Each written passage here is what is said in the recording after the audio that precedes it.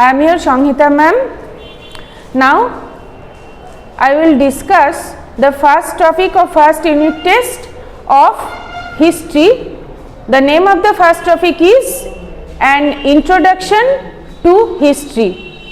Please open your book and look at your textbook. A new textbook has been introduced this year, the history book.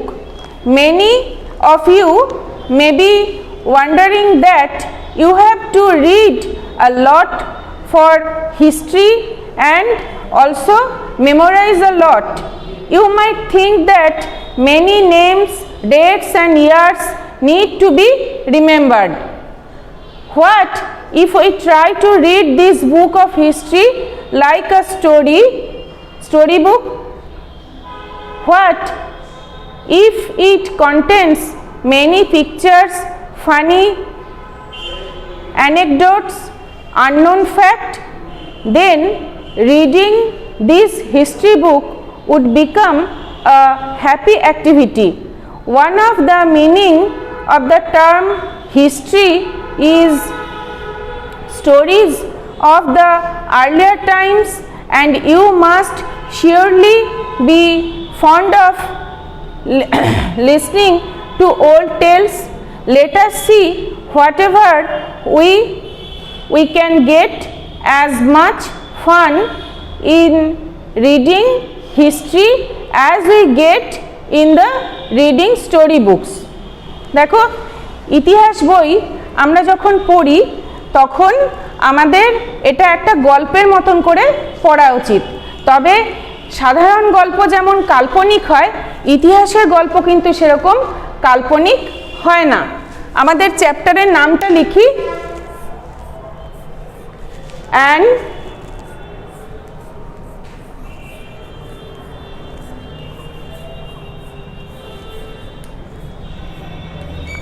introduction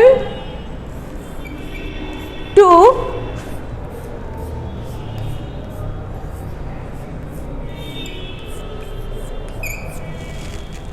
তাহলে আমি ইংরেজি আর বাংলা মাধ্যম দুটো মিলিয়ে বলছি, তাতে ইংরেজি আর বাংলা মাধ্যম দুটি ক্লাসের ছেলেদেরই বিষয়টি হয়ে যাবে, ক্লাসটি করা হয়ে যাবে।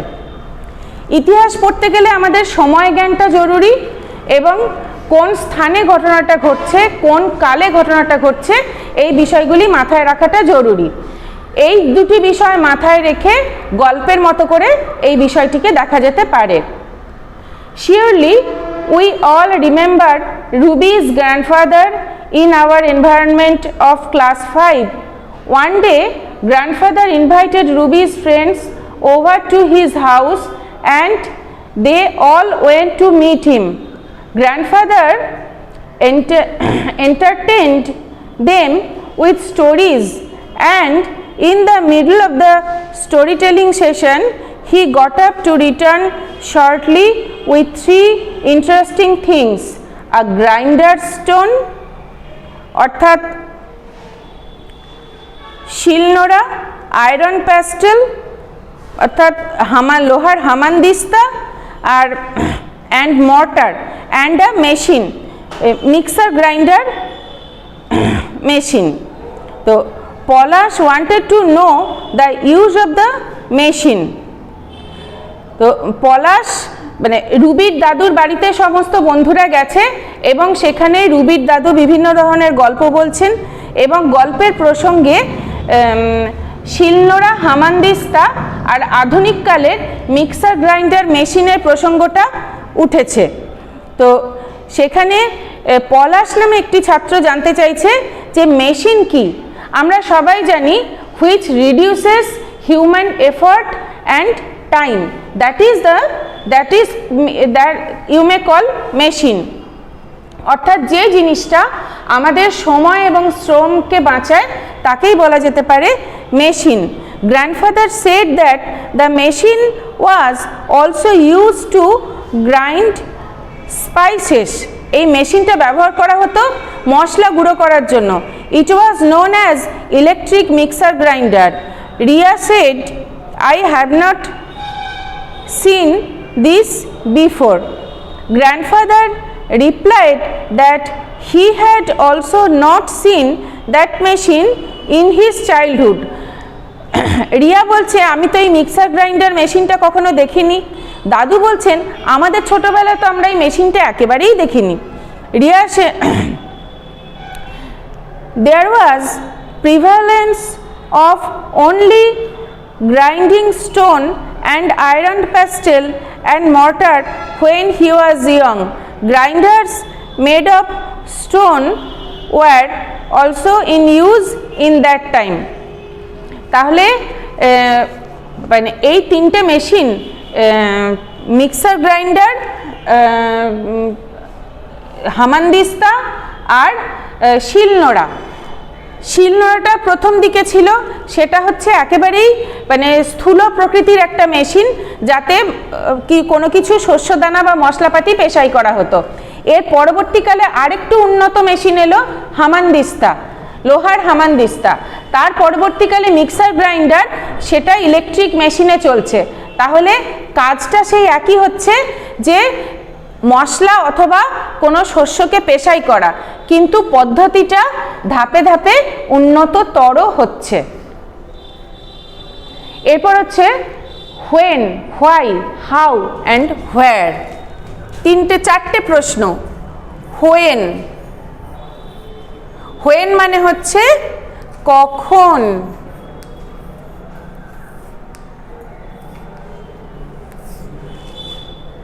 Why,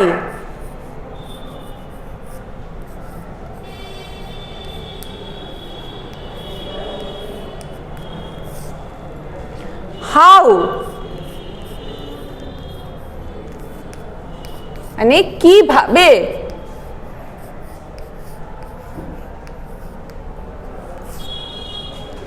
where,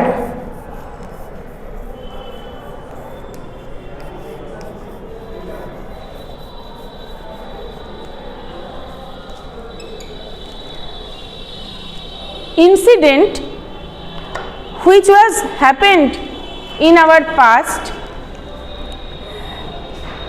that when, why, how and where happened. কোনো একটা অতীতের ঘটনা, সেটা কখন ঘটলো, কেন ঘটলো, কিভাবে ঘটলো এবং কোথায় ঘটলো, এই চারটে বিষয় জানাই হচ্ছে ইতিহাসের মূল কথা। This is the main points are history of history. One day the students were discussing about the uses of stone and metal. On this occasion, Salam narrated the story told by Ruby's grandfather to the teacher. Listening to it, Didimoni or teacher asked the students to draw pictures of a grinder, pestle and mortar and mixer on the background. Pritha volunteered to draw them. Didimoni then asked Tanmoy, can you tell me the use of which one of three tools had been learned the earliest? বলছে এই তিনটে মেশিনের কথা বলা হলো, তার মধ্যে কোনটা সবচেয়ে আগে ব্যবহার করা হয়েছে সেইটা বলছে। Tanmoy said that it was the use of the spice grinder since man had first learned to the use of stone. যখন মানুষ প্রথম পাথর ব্যবহার করতে শিখেছিল, তখন মানুষ এই জিনিসটা প্রথম ব্যবহার করেছিল। She asked then which one? Salam replied that it was of the metal, pestle and mortar, since man had become acquired with the use of metal after stone. শিলনোড়াটাই প্রথম ব্যবহৃত হয়েছিল, মানুষ ব্যবহার করতে শিখেছিল। But Dadu had said that stone, iron, pestle and mortar of the earlier timers were also in vogue. Didimoni said Dadu was right in saying that man had the knowledge of stone, pestle and mortar from antiquity and they are still in use present times. শিলনোড়া এমন একটা জিনিস যে জিনিসটা মানুষ আজও ব্যবহার করছে. Pritha said that means the mixer machine has been the last invention of the three. তাহলে পৃথা বলছে যে এই তিনটের মধ্যে মিক্সার গ্রাইন্ডার মেশিনটাই ছিল লাস্ট ইনভেনশন বা শেষ আবিষ্কার এই বিষয়ে. দিদিমণি এগ্রিড অ্যান্ড সেড, দিদিমণি পৃথার সঙ্গে পৃথার মতকে সমর্থন করলেন এবং বললেন this is precisely the story of the beginning of the history. সংক্ষেপে এটাই হচ্ছে ইতিহাসকে আমরা কিভাবে জানবো বুঝবো সেই ব্যাপারে মূল কথা. হোয়াট কেম বিফোর, কোন জিনিসটা আগে এসেছিল, হোয়াট কেম ল্যাটার, কোন জিনিসটা পরে এসেছিল. ইন আদার ওয়ার্ডস, অপর কথায় বলতে গেলে to enquire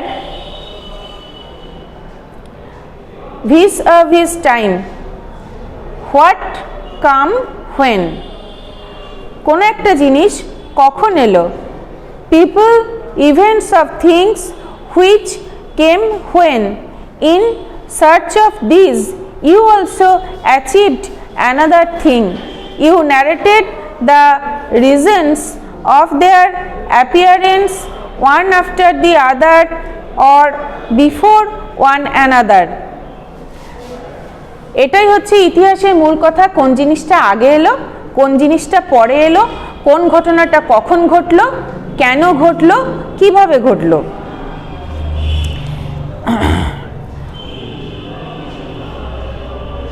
This is the next episode of the story of history. Arun asked what men learn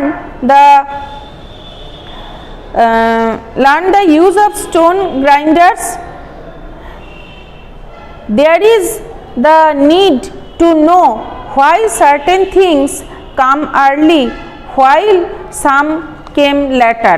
কোনো একটা ঘটনা কেনই বা আগে ঘটলো এবং কেনই বা পরে ঘটলো সেইটার বিশ্লেষণ করাটাও হচ্ছে ইতিহাস পাঠের একটা অঙ্গ. This is the next episode of the history. Arun asked what men learn to use the stone grinders. Again, how could they make metal grinders? Along with this, one needs to know where all these implements were made and used. This is vital. এটা খুব গুরুত্বপূর্ণ. Because people of one place is at a certain period did one kind of work. কোন একটা বিশেষ যুগে মানুষ এক ধরনের কাজ করেছিল. Whereas another place, যেখানে অন্য জায়গায় but within the same time frame, অন্য জায়গায় ওই একই সময়ে they might have been doing different kinds of work, তারা হয়তো সম্পূর্ণ অন্য ধরনের কিছু করেছিল.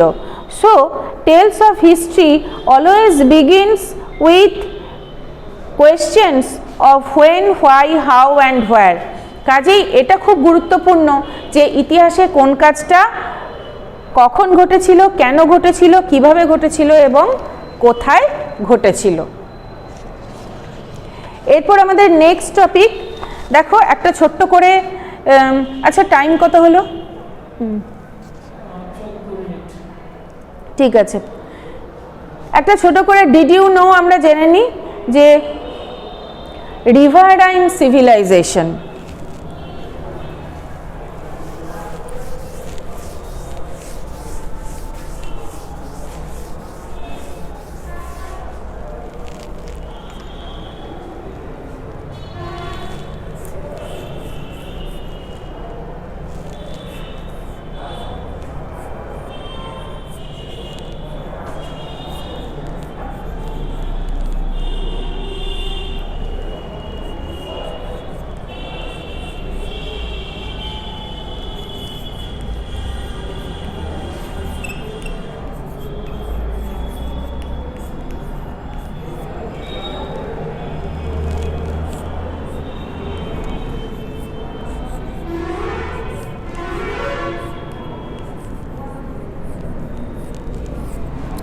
এইটা দেখা যাচ্ছে?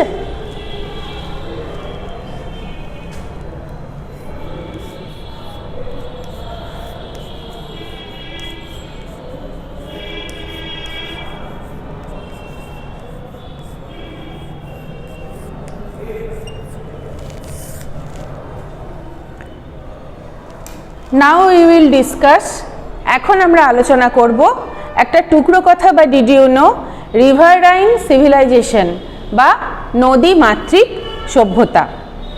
তাহলে নদীমাতৃক সভ্যতা কাকে বলে?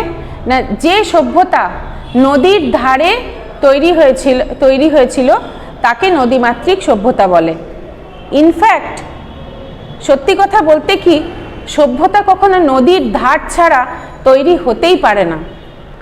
জলের অপর নাম জীবন। তো এখন যেমন ভূগর্ভ থেকে মেশিনের সাহায্যে জল তোলা হয়, তখন তো সেকালে তো সেরকম ছিল না।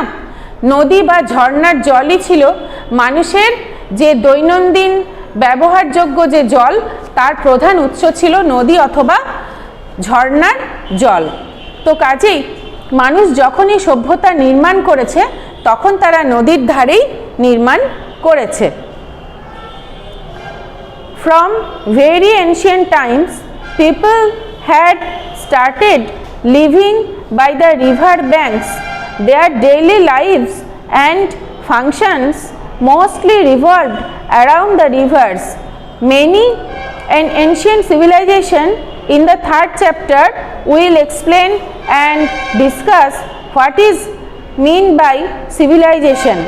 সিভিলাইজেশন কাকে বলে সেটা আমরা থার্ড চ্যাপ্টারে গিয়ে জানবো, কিন্তু এখানে বলছে যে develop centering on particular rivers, কোনো একটা বিশেষ নদীকে কেন্দ্র করেই মানুষের সুপ্রাচীন সভ্যতাগুলো গড়ে উঠেছিল। লাইক আ মাদার, মা যেমন rivers nurtured the civilizations. Nurture করা মানে লালন পালন করা। তো নদীগুলো, মা যেমন শিশুকে লালন পালন করেন, ঠিক তেমনিভাবে নদীগুলো সভ্যতাকে লালন পালন করেছে। This is precisely why such civilizations are often referred to as riverine or river based civilization.